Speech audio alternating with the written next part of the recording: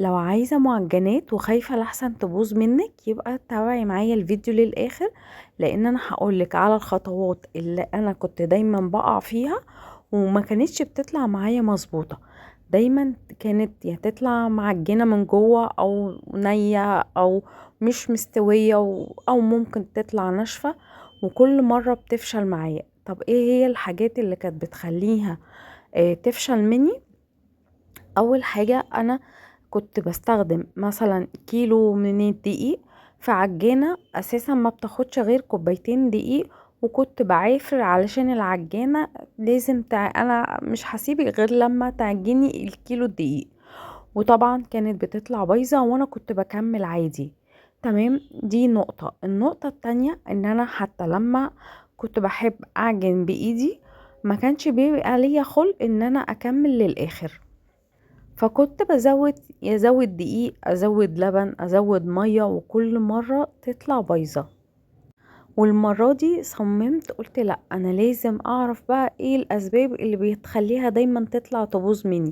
ما انا مش هفضل طول حياتي خايفة اعمل معجنات وانا نفسي ان انا اعملها، وانا يعني من نوعية الناس اللي ما احط حاجة في دماغي لازم اعملها. المرة دي طلعت تحفة، مش معجنة، قطنية من جوه وريحتها كانت تجنن. أنا منى، صانعة محتوى، بحب أشارككم وصفات سهلة ولذيذة وروتين يومي بسيط ويشجع كل ست بيت.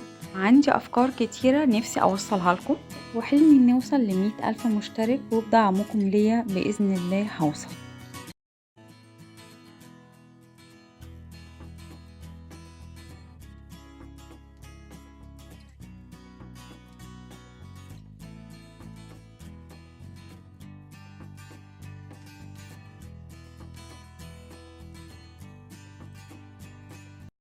في البداية هنسمي بسم الله، وعندي كيلو من الدقيق وهنخله.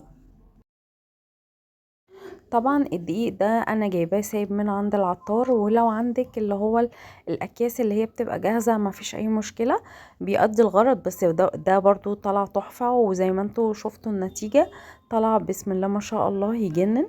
يعني ادى الغرض وتحفة بأمانة. يعني انا ما ندمتش ان انا جبت دقيق سايب من عند العطار. فتحت الكيس التاني لان هو كيلو الدقيق كان نصين، ونخلته بالمنظر ده. هو طبعا كان نضيف، وطبعا رشة الملح، وهقلب بالشكل ده زي ما انتوا شايفين. ونيجي للخطوة دي. الخطوة دي مهمة جدا جدا، لان الخطوة دي من الاسباب اللي بتخلي المعجنات دايما تفشل معايا، ان اللبن يا بيكون ساقع او بيبقى سخن زيادة عن اللزوم. اللبن ده دافي، نص كيلو لبن على كيلو دقيق، وكيس من الخميرة الفورية، ومعلقة كبيرة سكر، وهقلبها. وبعدين هسيبها شوية، يعني يدوبك 10 دقايق. اول ما الاقي فقاعات فوق الوش كده يبقى الخميرة تمام، وكده اقدر انزل بيها على الدقيق. وهنا نزلت بنص كوباية زيت، خلي بالكوا دي كوباية معيارية، نص كوباية زيت. والتركية الخطيرة اللي فعلا خلت العجينة قطنية، الزبادي. انا هنا جبت علبتين زبادي بلدي اي نوع، بس بالزبادي بلدي مش الزبادي اللي هي الجاهزة. ونزلت بيها على الدقيق واللبن كده خلاص. الخميرة اشتغلت، اتفعلت يعني مع السكر واللبن الدافي. وهدوبها كده وهسمي بسم الله، وهنزل بيها على الدقيق واحدة واحدة كده زي ما انتوا شايفين. انا عايزة اقول لكم اقسم بالله دي اول مرة اعمل فيها المعجنات دي، لان يعني وتطلع معايا ناجحة. المرة دي اللي انا صورتها سبحان الله، كل مرة كنت بعملها كانت بتطلع مش مظبوطة. وقلت لا، انا مش هعملها تاني، لان كل مرة بتفشل معايا. زي ما قلت لكم اللبن يبقى ازود لبن، ازود دقيق، ازود مية. يا اما كنت بستعجل وبعملها بالعجان. انا هنا قلت لا، مش هستعجل، وواحده واحده، واشوف فعلا ايه الخطوات اللي كل مره بقع فيها وتبوظ مني. طبعا المعجنات دي هتنفع طبعا لللانش بوكس، للفطور، للعشاء، خارجه. لو انتي بتشتغلي ممكن تاخديها معاكي. عايزة اقول لكم حرفيا كانت تحفة يعني. هي بس التركية بس في العجن، واحدة واحدة ومش مستعجلين وما ورناش اي حاجة. وتعجنيها، انا كده حطيت نص اللبن وهفضل بقى اعجن فيها لحد ما تربط معايا وتشوفوها عملت ازاي. ونسينا طبعا اهم حاجة، ان احنا داخلين على ايام مفترجة شهر رمضان، كل سنة وانتم طيبين. يعني كمان هتنفع للسحور. طبعا بصوا انا عمالة بجيب من فوق لتحت. انا الاول ما كنتش طبعا ليا خلق ان انا اعمل كل الكلام ده، وكنت بزهق بسرعة. بس لا، قلت لا، يعني انا عايزة اعرف هي كانت بتبوظ مني ليه. لحد ما بقت تمام واتلمت معايا. ودهنت هنا زيت من تحت، وهدهن العجينة بالزيت من فوق لتحت، واغطيها بفوطة مطبخ لمدة ساعة ومش من اقل من ساعة. وهدخلها الفرن وهو مطفي علشان بس تتخمر. وجبت بضاية هفصل منها الصفار عشان ده اللي هدهن بيه الوش بعد ما العجينة تخلص. الصفار وقع مني واديني نزلت اهو جبتها تاني. ادي الصفار بس اللي انا محتاجاه، والبياض ممكن استخدمه في حاجة تانية. نيجي بقى نعمل الحشوة سوا. طبعا لو اولادك ما بيحبوش الجبنة القريش هياكلوها وهم مش هيعرفوا ولا يحسوا ان الحشوة اللي جوه دي جبنة قريش. احاول كده اهرسها زي ما انتوا شايفين بالمضرب او بشوكة او بمعلقة او اي حاجة. اخليها كده سايبة، ومعلقتين كبار من الزعتر. طبعا الزعتر مع الجبنة مع حبة البركة كانت في حتة تانية خالص. وحطيت هنا معلقة صغيرة من الملح. هو المفروض كنت زودت شوية بس مش مشكلة، المرة الجاية بإذن الله. وهنا فلفل أخضر اللي هو الكوبي أو الرومي اللي انتوا بتسموه. وزيتون، كان عندي زيتون وجبنة موتزاريلا. هنزل بالكمية دي كلها لان الكمية كانت كيلو، فيادوبك الحشوة كانت محتاجة تكون كمية محترمة علشان ما اجيش في الاخر وابقى الاقي نفسي ان انا لا لسه عايزة اعمل حشوة كمان. حتى لو اتفضل منها ممكن يستخدموها في حاجة تانية. التركية دي بقى من عندي، عايزة تحطيها انتي وراحتك. لو اطفالك ما بيحبوش الحامي، انا حطيت معلقة صغيرة من الشطة. يعني كانت سنة، يعني ما كانش اساسا باينة فيها لان الجبنة ما شاء الله كانت كتير مع مشكل الجبن والفلفل الكوبي، فاساسا الشطة ما كانتش باينة. بس انا عشان بحب الحاجة دايما تبقى حراقة، فالتركية دي من عندي. هنا بعد ما عدت ساعة ادي العجينة بسم الله ما شاء الله زي ما انتوا شايفين. هي كده خمرت، وهدب كده ايدي اهي بسم الله ما شاء الله ولمت. انا مش مصدقة ان النتيجة دي فعلا نجحت معايا. انا لسه برضو لحد دلوقتي مش واثقة 100% ان هي نجحت وان هي هتديني النتيجة اللي انا عايزاها. وهفضل ألمها كده بايدي زي ما انتوا شايفين كده. انا مش خبيرة في المعجنات والله يا جماعة، انا اول مرة اجرب الموضوع معاكم. بس انا قلت ايه، بما ان انا بصور محتوى عن الاكل، فاي حاجة هعملها هشاركها معاكم. وطبعا مسحت هنا الرخامة اللي انا هفرد عليها العجينة، هفردها بالطول زي ما انتوا شايفين عشان اقطعها كور واللي هستخدمها بعدين. وهقطعها بالسكينة. طبعا انا يعني مش هقولكوا بقى بالميزان زي ما الشيفات الكبار او الناس البلوجر بيوزنوا الحاجات دي. لا، انا عاملاها كده يعني بالبركة. هقطع كده زي ما انتوا شايفين. هحاول برضو ارفع من سمك العجينة علشان احاول يبقى كله مقاس واحد زي ما انتوا شايفين كده. هحاول اكور وكده يعني. انا كده كنت بجربها، لا هي كده صغيرة، فانا ايه ركنتها على جنب. قلت لا انا عايزة حاجة اكبر شوية لان انا كنت شايفة الفيديو ده على اليوتيوب، فانا قلت لا انا عايزة اعمل زيه بالظبط. فانا بقطع لحد ما اشوف النتيجة اللي انا عايزاها كده. تقريبا السمك اللي انا عايزاه هو يا دوبك كده ايه تمام، هيديني النتيجة اللي انا عايزاها. وهنا خلاص انا خلصت الكمية كلها زي ما حضراتكم شايفين كده. وعشان الفيديو ده خاص بالمعجنات فسامحوني لو الفيديو هيكون طويل شوية، لان الفيديو ده بالذات ما ينفعش ان هو يتسرع، لان علشان الحاجة تطلع معاكم مظبوطة لازم تشوفوها بالخطوات واحدة واحدة طلعت ازاي. انا كده بلم العجينة زي ما انتوا شايفين، وهسيبها برضو تتخمر حوالي نص ساعة. انا كنت شايلاها في الفرن لمدة نص ساعة يدوبك بس تتخمر. هتقولولي طبعا طب ما هي اتخمرت في الاول. لا، المعجنات بالذات لازم في كل خطوة لازم تخمريها من اول وجديد. يعني اتخمرت اول مرة وبعد ما كورتها تتخمر تاني مرة. وهنا نزلت بالزيت على الرخامة علشان افرد العجينة زي ما انتوا شايفين كده. في ناس ممكن تتريق عليا وتقول ان هي بتعملها وما فيهاش صعوبة ولا اي حاجة. معلش، مع احترامي لحضراتكم، انا اول مرة اجربها، بما ان انا واحدة ست موظفة وما كانش عندي وقت خالص ان انا اعمل الكلام ده. فخلاص بما ان انا بقيت متفرغة وقاعدة في البيت، فاي حاجة بعملها انا بشاركها معاكم. انا هنا الكورة اللي انا قطعتها، هحاول افردها كده زي ما انتوا شايفين. اي فرد عشوائي، مش شكل معين ولا مستطيل ولا مربع ولا مدور، اي حاجة. الطريقة دي انا شفتها فانا عايزة اجربها معاكم زي ما انتوا شايفين كده. وهاخد كده معلقة من الجبنة. طبعا لو عايزين تضيفوا بسطرمة، ممكن جبنة رومي او جبنة تركي، احنا مسميناها جبنة تركي. بصوا انا هحاول اطبقها كده.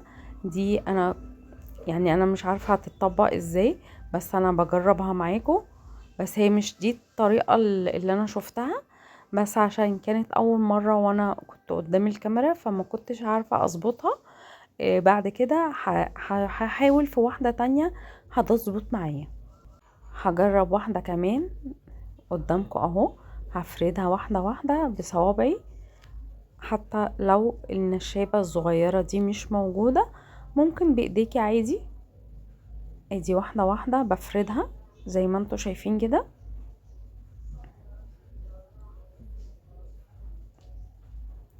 هخلي سمكها متوسط، ولا هو رفيع قوي ولا هو تخين.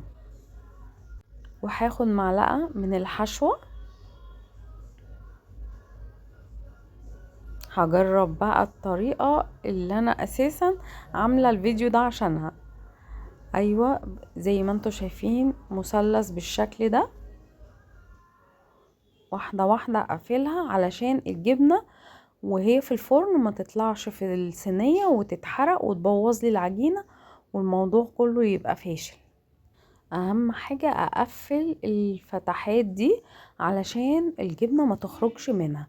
وهجيب واحدة اهي تالتة كمان برضو قدامكم عشان يبقى كل حاجة واضحة، ولو في اي حاجة تكتبولي في الكومنتات.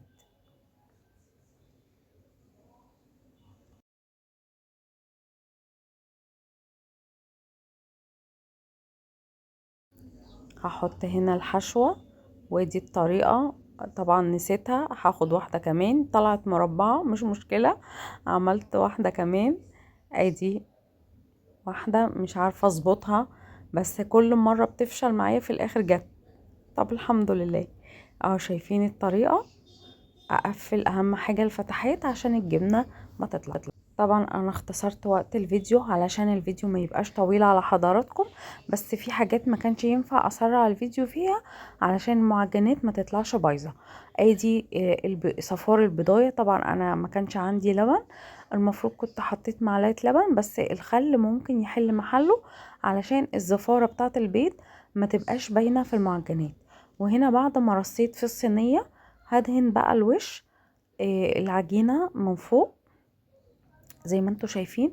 طبعا صفار البيض بيخلي لونها ذهبي ويحمر في الفرن. وعايزه اقول لكم حرفيا الطريقه دي انا ما كنتش مصدقه ان هي ما اخدتش وقت، بسيطه وسريعه وطعمها تحفه. الحاجات دي لما بتشتروها من بره بتكلفكم، يعني حاجات في البيت مضمونه. انا هنا نزلت بحبه البركه، يعني لو كان في سمسم كان برضو كانت هتبقى حلوة، بس هو ده اللي كان موجود نزلت بيها بحبة البركة. وطبعا سخنت الفرن على درجة حرارة 200 ومش لوقت معين، مجرد ان الوش يحمر بتطلعيها من الفرن وكده جهزت. هاخد بقى الكور بقى اللي انا عملتها معاكم. انا خلاص بقى مصممة انا لازم اعمل نفس الشكل زي ما طلعت معايا. لا انا مش هطلعها مربعة تاني، انا عايزاها مثلثات زي ما اول مرة عملتها. وهعمل واحدة كمان اهو. لا انا خلاص الموضوع كبر في دماغي. اهم حاجة بس لو ظبطت معاكي تقفليها كويس جدا عشان بس الجبنة ما تطلعش من تحت وتسيح وتبوظ العجينة. ودهنت هنا الصينية التانية بالبيض، وهنزل بحبة البركة وهفتح كده واشوف ايه الاخبار. بسم الله ما شاء الله، اهي نفشت اهي، طلعت بقى ايه اتنفخت وكده خلصت. شايفين محمرة ولونها عامل ازاي وريحتها تجنن. بسم الله ما شاء الله. بأمانة لو جربتوا الوصفة دي هتدعولي ومش هتندموا. زي ما قلت لحضراتكم هتنفع للفطار، هتنفع ان شاء الله من غير مقاطعة في السحور، تنفع في اللانش بوكس للأطفال. خارجة عندك شغل، عندك مشوار ومش هتلحقي تتغدي، سهلة جدا وسريعة وتحفة. طعمها كان رهيب والله العظيم، كانت تجنن بجد. انا خلاص اتشجعت ان انا بعد كده هعمل المعجنات دي بإذن الله في رمضان. ونجرب كده ونسمي بسم الله ونشوف اهي. بصوا بقى الجمال، قطنية من جوه وريحتها تجنن ومش معجنة زي ما كانت بتطلع معايا في الاول، ومش محروقة. والمرة دي حرفيا العجينة كانت مظبوطة 100%. ودي الصينية التانية وهرصها بالشكل ده زي ما انتوا شايفين. وفي حاجة مهمة نسيت اقول لكم عليها، بعد ما بتشكليها الشكل اللي انت عايزاه وبتدهنيها بالبيض وبتحطي عليها حبة البركة، بتسيبيها ترتاح لمدة 10 دقايق قبل ما بتدخليها الفرن كل مرة. طبعا بقى بعد ما خلصت اروق على حالي واحط كده واحدتين مع كوباية شاي، ويا سلام بقى على المزاج. حاجة كده في منتهى الروعة. كان نفسي بجد تبقوا معايا عشان تدوقوا الاختراع ده. طبعا ليل الشتاء طويل، عايزين حاجة دافية مع شريحتين من الفطاير او المعجنات اللي احنا عملناها سوا. ويا سلام على الروقان، مش قادرة اوصف لكم ريحتها كانت عاملة ازاي. حرفيا من ساعة ما دخلت الفرن وقلبت ريحة البيت. نيجي بقى بعد كده نطلع اخر صينية طلعت معانا في الفرن. عايزة اقول لكم بقى، بصوا شايفين الكمية اللي انا كنت عاملاها؟ الناس هنا اللي في البيت اكلوا نصها بسم الله ما شاء الله. ودي هكمل بقية الصينية اللي طلعت من الفرن زي ما انتوا شايفين كده. ولو بتتفرجوا لحد دلوقتي انا بشكركم جدا. اتمنى يكون الفيديو عجبكم. لايك وشير واشتراك في القناة، واستنوني ان شاء الله في الفيديو الجاي. باي باي.